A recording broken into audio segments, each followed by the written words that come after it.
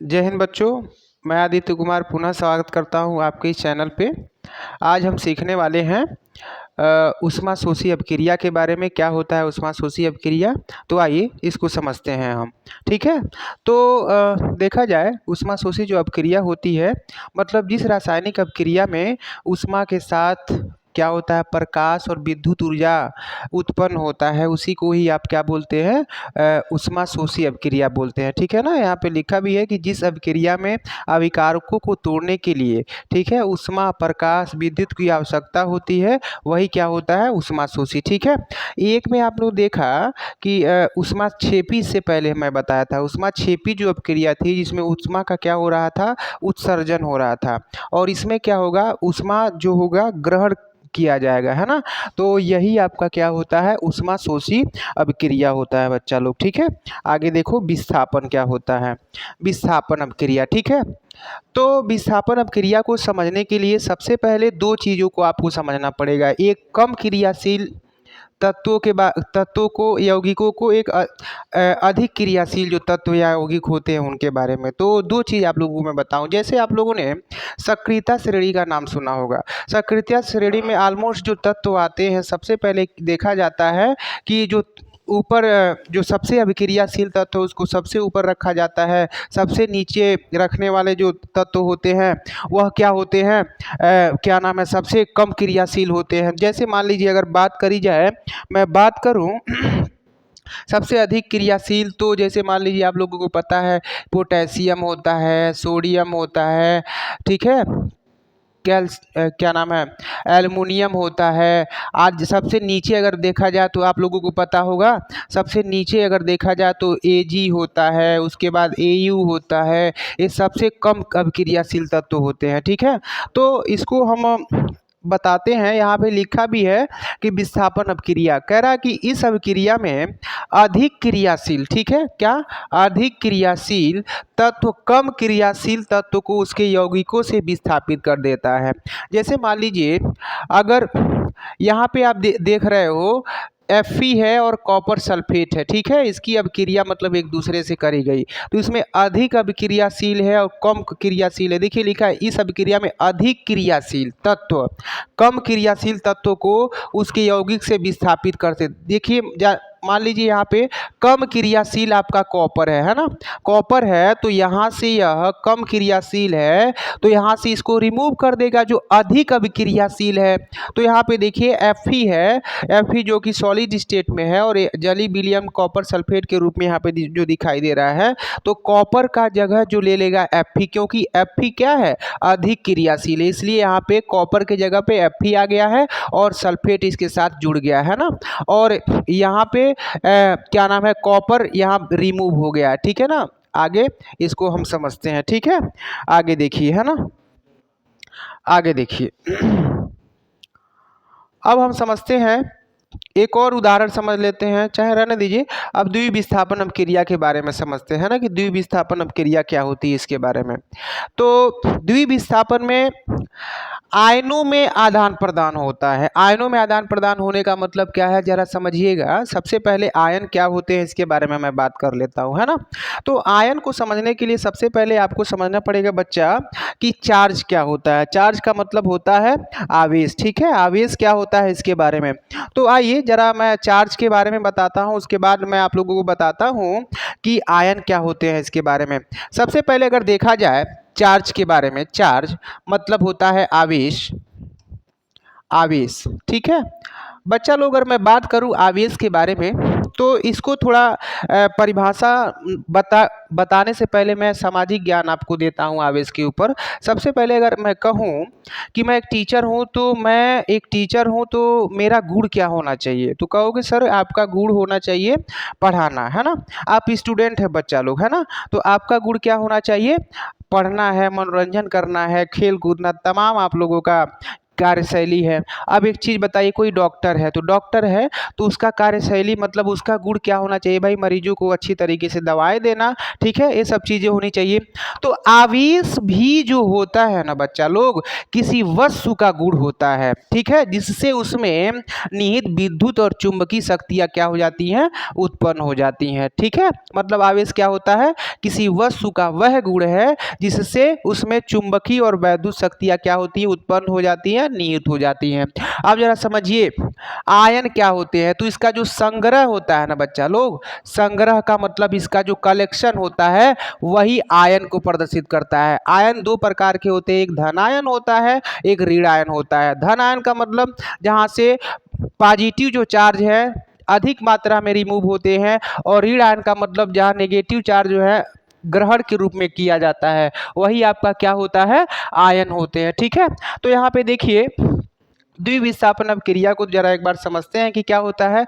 कह रहा है इस अभिक्रिया में उत्पादों का निर्माण दो यौगिकों के बीच आयनों के आदान प्रदान से होता है, ठीक है। मतलब क्या है कि इस अभिक्रिया में उत्पादकों का जो निर्माण होता है ना, मतलब जो उत्पाद बनते हैं ना दो यौगिकों, मतलब इनके बीच में, अगर यहाँ देखिए कि ये यौगिक है कि ये यौगिक है, ठीक है, इनके आयनों के आदान प्रदान होगा। जैसे मान लीजिए यहाँ पे सोडियम सल्फेट दिखाई दे रहा है ना, और यहाँ पे बेरियम क्लोराइड दिखाई दे रहा है।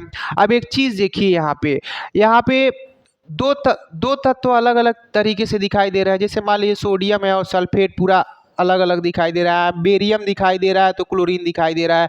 अब देखिए, अब यहाँ पे जो क्लोरीन है यहाँ से रिमूव हो जाएगा, खत्म हो जाएगा, ठीक है, मतलब इसकी अब क्रिया करी जा रही है, और यह क्लोरीन जो है NaCl के साथ मतलब Na के साथ अपक्रिया कर लेगा और बाहर निकल जाएगा, और आपका बचा यहाँ पे Ba बचा जिसको बेरियम कहा जाता है, और सल्फेट यहाँ पे SO4 होना चाहिए, और सल्फेट यहाँ पे आ गया। तो इसलिए अब देखिए इनमें क्या हुआ, आयन ही तो आदान प्रदान हुए। जैसे यहाँ पे सोडियम के साथ क्लोरीन आ गया तो देखिए यहाँ पे सोडियम क्लोराइड बन गया, और क्या है यहाँ पे Ba बचा है, मतलब बेरियम जो बचा है, बेरियम जो है वह सल्फेट के साथ अपक्रिया कर लेगा। मतलब इनके बीचों बीच में क्या हुआ है, आयन ही आदान प्रदान हुए हैं, इसलिए यह द्विविस्थापन अभिक्रिया होगी। उम्मीद करता हूँ आप लोगों को समझ में आया होगा, ठीक है।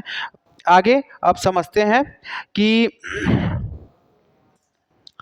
बेरियम सल्फेट के सफ़ेद अविलेय अवक्षेप का निर्माण होता है, इसलिए इस अभिक्रिया को अवक्षेपण अभिक्रिया भी कहते हैं, ठीक है। देखिए इस अभिक्रिया का नाम अवक्षेपण अभिक्रिया भी होता है। क्यों होता है भैया? तो क्योंकि इसमें जो बेरियम सल्फेट होते हैं अविलेय अवक्षेपण का निर्माण करते हैं, मतलब एक तरीके से ये अविलेय पदार्थ के रूप में जाने जाते हैं, इसलिए क्या इसका नाम है अवक्षेपण अभिक्रिया, ठीक है।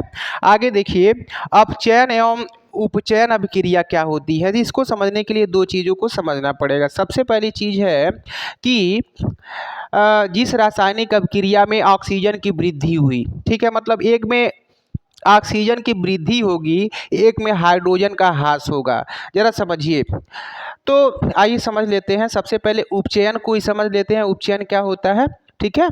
उपचयन को समझने के लिए हम देखेंगे, सबसे पहले मैं क्या कहा हूँ, ऑक्सीजन की वृद्धि होना है ना, ऑक्सीजन लिखा भी है, जब किसी पदार्थ में ऑक्सीजन की वृद्धि होती है, ठीक है। दूसरे केस में देखा जाए जब किसी पदार्थ में हाइड्रोजन का ह्रास का मतलब होता है यहाँ से निकलना, ठीक है ना, यहाँ से ह्रास का मतलब क्या है, निकलना है, ठीक है, निकलता है ना।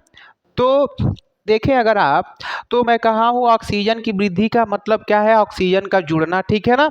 अब देखें अगर आप, तो कार्बन की अभिक्रिया ऑक्सीजन के साथ करी गई है ना, तो निर्माण हुआ CO2 का, जिसको कार्बन डाइऑक्साइड के नाम से जानते हैं। अगर देखें आप, तो यहाँ पे कॉपर है, कॉपर की अभिक्रिया ऑक्सीजन के साथ करी गई तो निर्माण हुआ कॉपर ऑक्साइड का निर्माण हुआ, ठीक है। कॉपर ऑक्साइड क्या है, यह प्रदर्शित कर रहा है कि ऑक्सीजन से अभिक्रिया हुई तो ऑक्सीजन का इसमें योग हुआ, ठीक है। दोनों अभिक्रिया में आप देखें अगर, तो ऑक्सीजन का क्या हो रहा है, योग ही हो रहा है, मतलब इसकी वृद्धि ही हो रही है। तीसरे केस में अगर आप देखें तो कॉपर ऑक्साइड की अभिक्रिया करी गई H2 से, मतलब हाइड्रोजन से। अब मतलब इसको हीट जब किया जा रहा है, मतलब ऊष्मा की उपस्थिति में जब हम हाइड्रोजन की अपक्रिया कॉपर ऑक्साइड से करा रहे हैं तो निर्माण किसका हो रहा है, कॉपर और H2O का। यहाँ पे देखें अगर H2O की भी यहाँ पे वृद्धि हुई है, इसलिए यह दिया गया जो समीकरण है वह क्या होगा, अपचयन उपचयन अभिक्रिया होगी। ठीक है, आगे आप समझते हैं अपचयन अभिक्रिया के बारे में, है ना। अपचयन अभिक्रिया क्या होती है, सेम उसका अपोजिट अगर आप देखें तो अपचयन अभिक्रिया हो गया। उपचयन का जो अपोजिट सेंस होता है अपचयन होता है।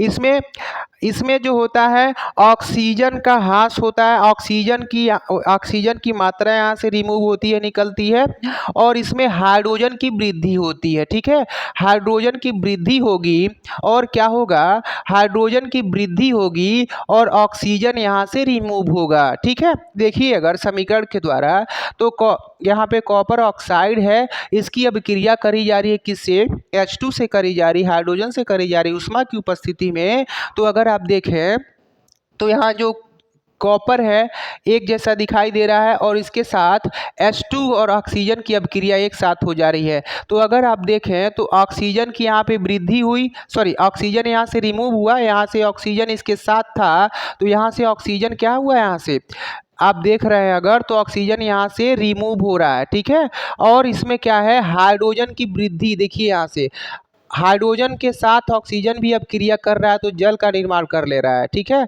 तो अगर देखें ऑक्सीजन की वृद्धि अगर किसी भी समीकरण में हो रही है, हाइड्रोजन का ऑक्सीजन का ह्रास अगर हो रहा है और हाइड्रोजन की वृद्धि हो रही है तो इन दैट कंडीशन की वह अपक्रिया जो कहलाएगी अपचयन अपक्रिया कहलाएगी। ठीक है, कह रहा है कि इस अपक्रिया में कॉपर ऑक्साइड कॉपर में अपचयित हो जाता है, हाइड्रोजन अपचयित होकर जल बनाता है। इस अपक्रिया में उपापचयन तथा उपचयन दोनों हो रहे हैं, इसे रेडॉक्स अपक्रिया भी कहा जाता है। ठीक है, रेडॉक्स रिएक्शन एक होता है, इसको उपापचयन अपक्रिया कहते हैं। इस कंडीशन में मतलब जिसमें अपचयन और उपचयन दोनों की क्रिया होती है उसे ही हम रेडॉक्स रिएक्शन कहते हैं। क्या कहोगे, रेडॉक्स रिएक्शन का मतलब जिसमें क्या होता है, अपचयन और उपचयन की दोनों की क्रियाएं होती हैं, वह क्या होता है आपका, वही होता है रेडॉक्स रिएक्शन। बोर्ड के एग्जाम में यह पूछे जाने वाला प्रश्न होता है।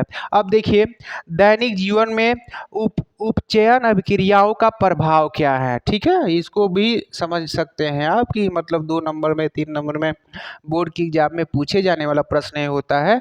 ठीक है, अब देखिए सबसे पहले संचारण के बारे में समझते हैं।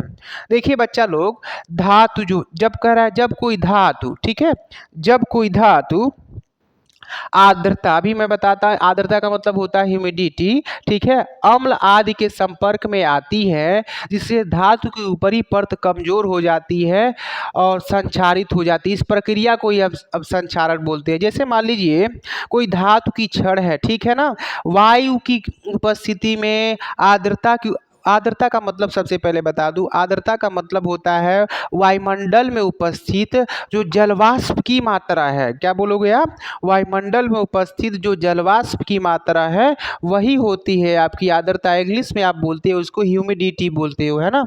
तो मतलब किसी धातुओं पर आर्द्रता अम्ल आदि के संपर्क में आने से क्या होते हैं, उस धातुओं की ऊपरी परत कमजोर हो जाते हैं। ठीक है, तो वही क्या हो जाता है, संक्षारण की अवस्था में उसे बोलते हैं। अब देखिए लोहे की वस्तुओं पर जंग लगना, चांदी के ऊपर काली परत चढ़ जाना, ठीक है, संक्षारण का उदाहरण है। यसद लेपन, विद्युत लेपन, पेंट करके संक्षारण धातुओं को बचाया जा सकता है। और विकृत गंधिता जो कि लास्ट एकदम पॉइंट है इसका, विकृत गंधिका मतलब हम समझ लेते हैं क्या होता है। तो विकृत गंधिका को समझने के लिए बच्चा लोग यहाँ पे देखिए आप, विकृत गंधिका का मतलब क्या है, कह रहा वसा युक्त और तैलीय खाद्य सामग्री, क्या मैं लिखा हूँ, वसा युक्त और तैलीय खाद्य सामग्री वायु के संपर्क आने पर अपचयित हो जाती हैं जिससे उसके स्वाद और गंध में परिवर्तन हो जाता है। इसे ही क्या किया जाता है, कहा जाता है, विकृत गंधिता कहा जाता है। मतलब क्या है, जो वसा युक्त मतलब जो तैलीय पदार्थ है, ठीक है, वायु के संपर्क में आके अपने सुगंध को खो देते हैं, एक तरीके से अपने स्वाद को खो देते हैं। वही प्रक्रिया जो कहलाता है, क्या कहलाता है? विकृत गंधिता कहलाता है। विकृत गंधिता रोकने के उपाय क्या हैं? कह रहा प्रतिआक्सी कारक का उपयोग करके, पहला वायु रोधी बर्तन में खाद्य सामग्री रखकर वायु के स्थान पर नाइट्रोजन गैस द्वारा, और तीसरा जो है, जो आखिरी है, जो आपको बता रहा हूँ, शीतलन द्वारा। मतलब इसको आप फ्रीजिंग करके मतलब वस्तुओं को रखें। इसीलिए हम खाने की वस्तुओं को फ्रीज में रखते हैं, जिससे वो उसके उसके क्या नाम है, गंध में, स्वाद में कुछ कमी न आए। मतलब तैलीय सामग्री है तो मतलब किसी भी रिएक्टेंटों के द्वारा वो क्या क्रिया न करे, इसलिए क्या किया जाता है, शीतलन के द्वारा उसको प्रभाव करके रखा जाता है। तो उम्मीद करता हूँ बच्चा लोग, आप लोगों को समझ में आया होगा। अब नेक्स्ट चैप्टर के लिए हम मिलते हैं फिर कल। ठीक है, बाय।